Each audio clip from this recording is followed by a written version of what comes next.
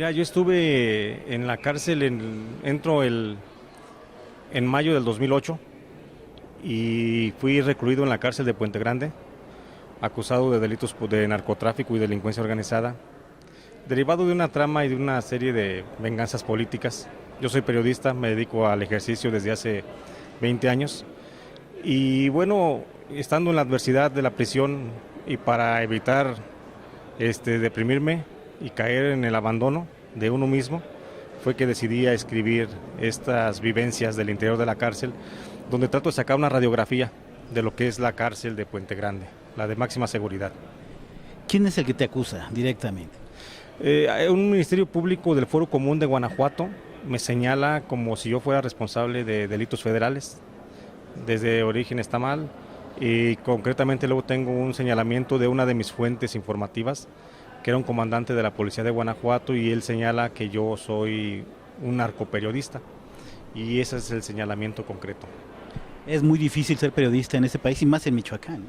Difícil, muy difícil, no sabes en qué momento tocas o trastocas los intereses de las personas, no sabes en qué momento te estás metiendo en riesgos, porque el solo hecho a veces de comentar una nota de la tala de árboles simplemente, no sabes que hasta allá alcanzan los tentáculos o del crimen organizado o de políticos corruptos que se ven de repente beneficiados con eso, con la explotación, por ejemplo, de recursos, y que también se ven afectados con la publicación de información de ese tipo. Felipe Calderón fue una etapa de represión total a los medios de comunicación, un gobierno que estuvo de manera permanente hostigando la actividad periodística y que siempre mandó mensajes a todos los periodistas para que aguas, no te metas con esto porque si te metes te va peor o te va mal.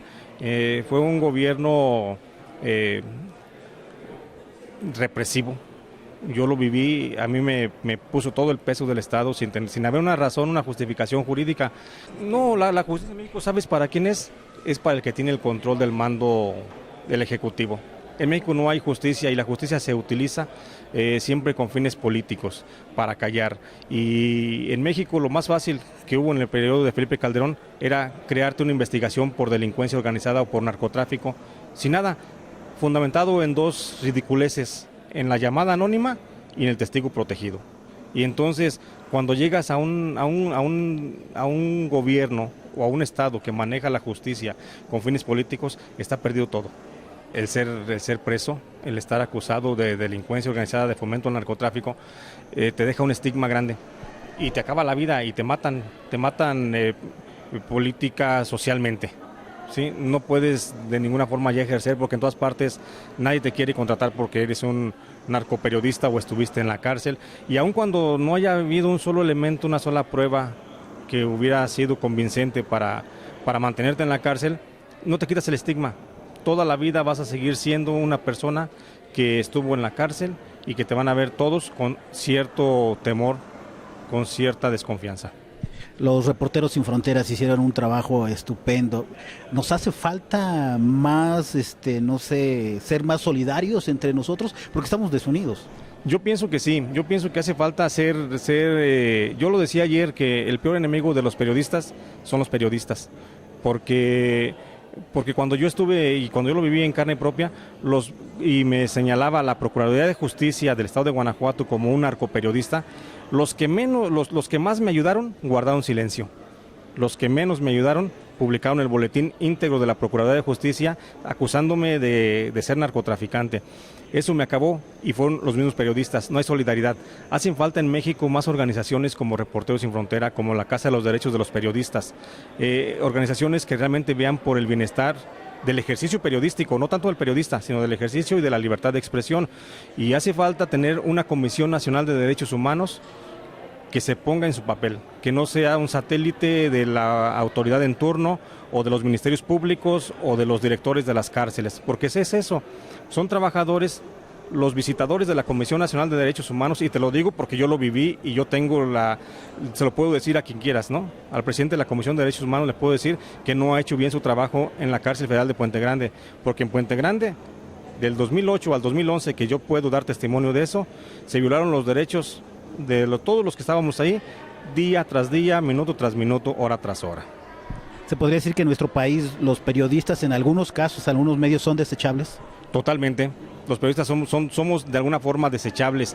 Cuando ya no sirves a dos intereses bien importantes, cuando ya no sirves al funcionario público o cuando ya no sirves al dueño de la empresa periodística que funciona como negocio. En ese momento te conviertes en un desechable que te pueden desaparecer, quitar en cualquier momento. Lo estamos viendo, las nuevas formas de contratación del periodismo. Ahora te pagan por nota, ¿sí? El empresario del negocio es el empresario que hace convenios económicos con autoridades, y esos convenios económicos, que no son más que chayotes disfrazados, él sí los puede recibir formalmente, pero a ti te sacrifican, y el día que tú cometes un error, te tildan de lo que quieras, pero la empresa nunca queda mal. El que queda mal es el reportero, es el periodista. Somos un sector cada día más desdibujado, más dividido, y estamos divididos porque hay gente que le interesa que estemos así. Tuve prensa de otras partes del mundo, tuve los franceses, tuve los españoles, tuve los alemanes. Es un grupo, un gremio fuerte y consolidado. Los mexicanos difícilmente vamos a llegar a eso mientras estemos teniendo también esquiroles, decían en los 70s, los esquiroles famosos que entran para desestabilizar dentro del gremio y servir a los intereses del patrón. ¿Qué experiencia te dejó haber platicado con tantos y encontrar el lado humano de un asesino? Mira, la experiencia que me deja es, bueno, cambias diametralmente tu óptica. Desde dentro de la cárcel, cuando yo comencé a dialogar con los que estaban ahí internos, con los presos, que nunca ahondé ni les pregunté, oye, ¿por qué estás preso? Porque ahí nadie habla de sus procesos, y además es de mal gusto llegar y preguntar por tu proceso. Nunca ahondé. El que lo quiso platicar lo platicó y algunas pinceladas se le dio al tema, pero yo no vi delincuentes, yo vi personas humanas aplastadas, opacadas por la violación constante de sus derechos humanos. Tienen derecho, la Constitución política lo marca así, porque así es el Estado de Derecho en México, el escrito, no el que se aplica. Tienen derecho a vivir dignamente aún dentro de la cárcel. Su sentencia es ser privados de la libertad y no estar en contacto con la sociedad. Ese es el sentido de la prisión. Pero no quiere decir que al estar en prisión tengas que estar sufriendo humillaciones y siendo víctima de la violación de tus derechos. Entonces te digo, a mí me deja una experiencia que no termino todavía de digerir, que todos los días la pienso y la reflexiono de lo que yo vi adentro. Yo vi delincuentes, de los que señalaron delincuentes y que están procesados por delitos diversos, pero son personas, a final de cuentas, son personas que merecen un trato elemental a sus derechos humanos.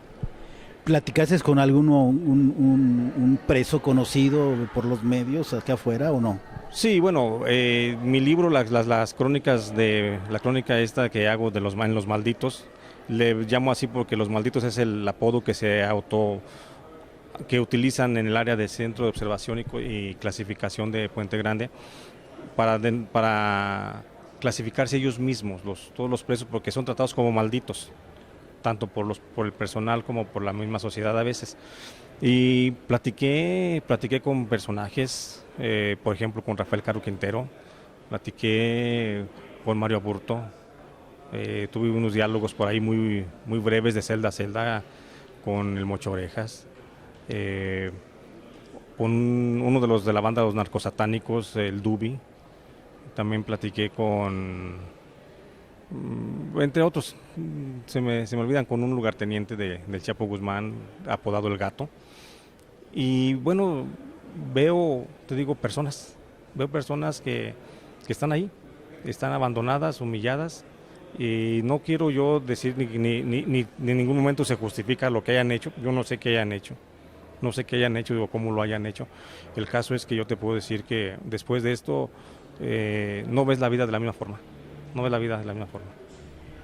¿Cambió tu perspectiva de quiénes eran ellos a estar frente a estas personas y estar conversando? Sí, definitivamente. Cuando tú vives con una persona 24 horas al día y sufres los mismos dolores que él sufre, o padeces las mismas hambres que él padece, o el mismo frío que te cala igual que al otro le está calando, entonces como que te humanizas, o como que ves el aspecto humano de aquel detenido y lo entiendes en su comportamiento, no en lo que haya hecho afuera, Yo no digo de lo que hicieron hacia afuera, yo hablo de ellos hacia adentro, cómo están adentro. Los demás no lo sé. El sistema penal mexicano, ¿cómo lo visualizas tú? Una corrupción tremenda, un aparato que está al servicio del Ejecutivo, o que estuvo al servicio del Ejecutivo del 2008 al 2011, que es cuando yo te hablo. Veo un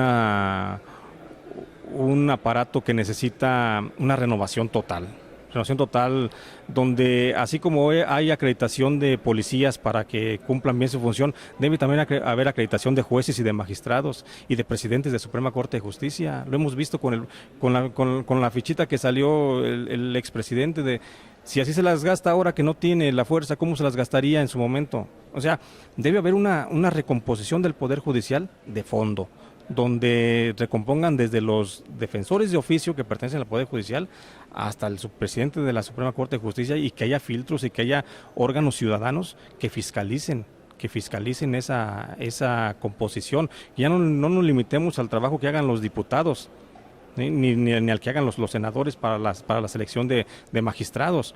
Tiene que haber un organismo no gubernamental, un organismo ciudadano que revise a fondo para poder llegar a una verdadera democratización del Poder Judicial. Hablamos de democratización, pero hablamos de democratizar el Poder Ejecutivo, nada más, el Legislativo, nada más. Y nunca hemos pensado en democratizar realmente el Poder Judicial. Yo pienso que debemos de pensar en eso, y ese es el gran reto de México.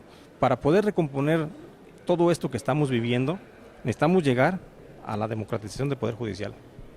La desaparición de testigos ¿cómo se llama? De testigos protegidos, ¿benéfico o qué va a pasar? Yo pienso que es benéfico, definitivamente. Mira, en la cárcel yo conocí infinidad de casos donde todos estaban acusados por un testigo protegido, un tal Jennifer. Y ese tal Jennifer estuvo en Zacatecas, y estuvo en Sinaloa, y estuvo en Veracruz, y estuvo en Tabasco y en Tijuana el mismo día a la misma hora. O sea, y eso, ¿quién lo proporcionó? Lo propició la Procuraduría de Justicia, la PGR, fue la que lo propició.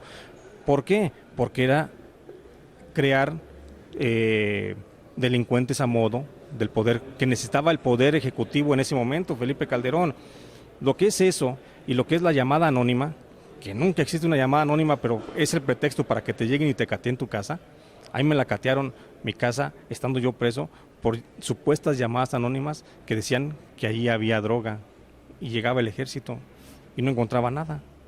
Entonces, se necesita recomponer eso y quitar esas figuras que son a todas luces violatorias de los derechos más fundamentales de una sociedad completa en la que ahora pretendemos vivir, organizada y democratizada.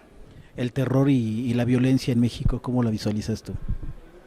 Un problema un poco difícil. Yo pienso que de origen la violencia se genera por la delincuencia, se genera por la falta de oportunidades de trabajo.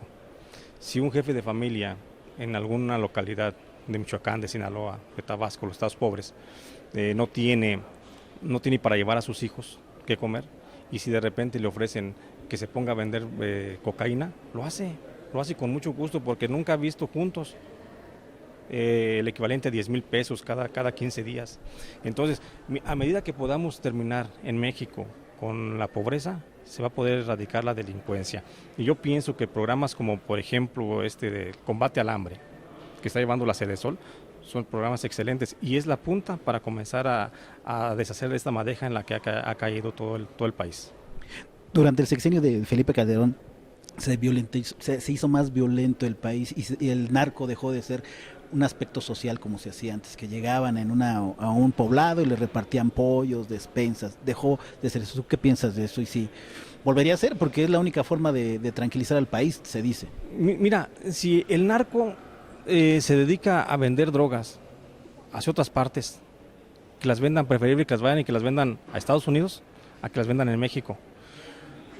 Acuérdate que el narco son empresarios, y a ellos les conviene más vender 1 kilo de cocaína en Nueva York que vender 1 kilo de cocaína en Tepito, ¿sí? Les sale más rentable. El proceso de que les frenen sus canales de distribución hacia Estados Unidos, el mismo gobierno mexicano, eso es lo que crea el tapón, el cuello de botella en México, y es lo que hace que se conflictúe la sociedad. Si al narco, no digo que se le deje, simplemente se le ignore, ¿sí? Se le mantenga al margen y que siga haciendo sus cosechas y que siga sacando su venta como quiera, sería muy distinto, porque el narco en ese momento no va a involucrar al niño que está en la esquina y le pagan 200 pesos para que esté de halcón, ni va a involucrar al joven que no tiene trabajo y le dan un rifle y le dan 5,000 pesos y ve y mata a fulano. En ese momento, cuando el narco no ocupe a las gentes y el chiquillo se ponga a estudiar y el muchacho tenga que trabajar, va a comenzar a cambiar las cosas en México. Miedo. Sí, siempre, todos los días, a todas horas, en la calle, en todos lados. Te han amenazado, dice. A partir de, bueno, me amenazaron los primeros días que salí todavía de la cárcel, después ya no, ya ha cesado las amenazas desde que estoy viviendo en el Distrito Federal. Te has acercado al nuevo gobierno y si se podría dar el caso, ¿qué pedirías? Y yo lo que estoy pidiendo de la actual administración, estoy buscando una reparación del daño, que se me recomponga el daño que se me hizo. Nadie me va a poder devolver los 1,100 días que pasé encerrado, nadie me va a poder devolver la salud emocional y física que dejé ahí. Pero por lo menos que se reconozca que sí se violentaron mis derechos. Estoy presentando una demanda ante la Corte Interamericana para demandar que en México no me han querido hacer caso, ya agoté instancias en México y voy a proceder entonces ahora en la Corte Interamericana. Un mensaje para los cibernautas de Zona Adictiva. Bueno, que les recomiendo el libro Los Malditos, es una crónica, es un retrato de palabras. Yo no tenía una cámara fotográfica que como hubiera querido tenerla para haber tomado fotografías de toda la gente que está dentro, pero sí tenía la posibilidad de escribir a veces y sacar en cartas, sacar en papeles escondidas. Y fui haciendo un gran retrato de lo que pasa dentro de la cárcel y qué pasa con las personas que están ahí recluidas y qué piensan muchos de ellos, de los que están ahí. Entonces, les recomiendo que lean el libro, pienso que está bueno. Nadie vende pan frío, ¿verdad? Pero léelo. Ok, bueno, amigos de Cibernautas de Zona Adictiva, esta fue nuestra segunda entrega con Jesús Lemus, reportero. Bueno, ya escucharon, pues hay que poner atención y a los compañeros reporteros pues hay que unirnos más porque si no, pues nos agarran, ¿no? Mal parados. Bueno, muchas gracias, hasta la próxima. Gracias, hasta luego.